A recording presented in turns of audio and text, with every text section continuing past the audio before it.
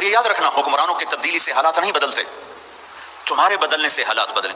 तुम यहां जुनैद बगदादी को भी बिठा दो तो सुबह नहीं होगी जब तक मेरी और तुम्हारी जिंदगी नहीं बदलेगी। तुम्हारे हौसलों में म्यूजिक की आवाज से छत फट रही हो तो जुनैद बगदादी का हुक्मरान होना तुम्हें नफा नहीं पहुंचाएगा।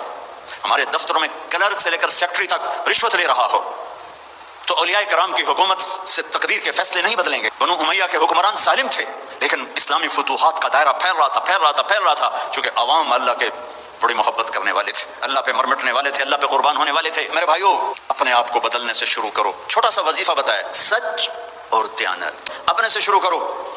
सियासतदान बुरे हैं, पहले कौन से अच्छे रहे?